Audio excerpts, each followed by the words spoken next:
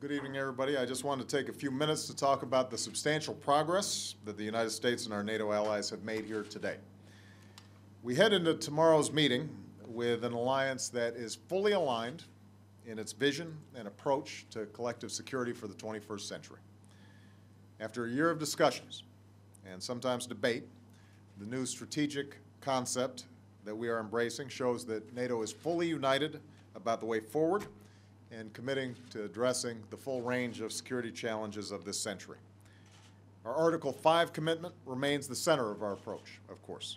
An attack on one NATO member is an attack on all.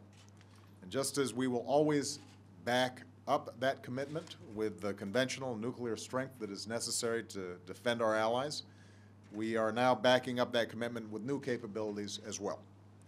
That's why I'm pleased to announce that for the first time, we've agreed to develop missile defense capability that is strong enough to cover all NATO European territory and populations, as well as the United States. This important step forward builds on the new phased adaptive approach to missile defense that I announced for the United States last year. It offers a role for all of our allies. It responds to the threats of our times. It shows our determination to protect our citizens from the threat of ballistic missiles. And tomorrow we look forward to working with Russia to build our cooperation with them in this area as well, recognizing that we share many of the same threats.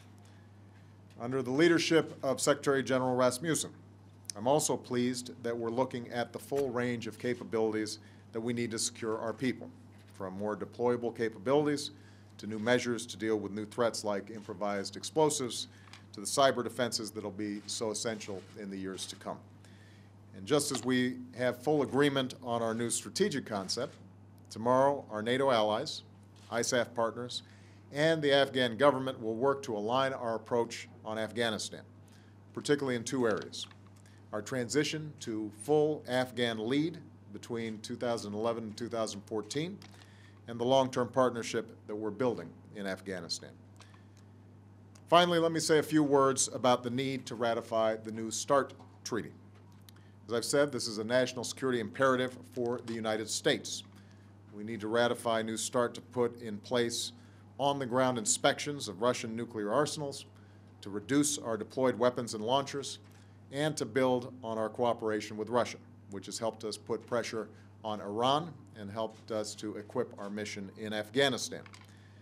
But just as this is a national security priority for the United States, the message that I've received since I've arrived from my fellow leaders here at NATO could not be clearer.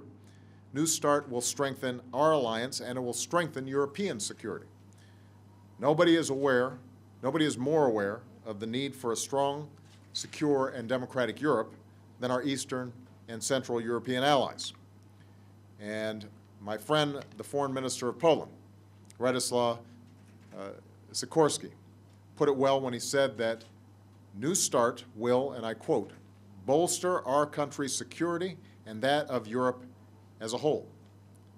On the other hand, we know that failure to ratify and move forward with New START will put at risk the substantial progress that has been made in advancing our nuclear security and our partnership with Russia on behalf of global security.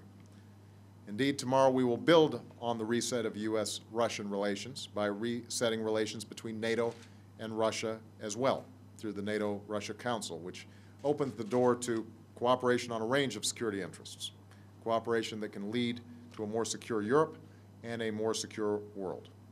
So I want to thank all of my fellow leaders for the work that's been done. The progress that we've already made here today gives me great confidence that this will be a landmark summit in Lisbon and that the strong ties between the United States and Europe will continue to grow in the years to come. Thanks very much, everybody.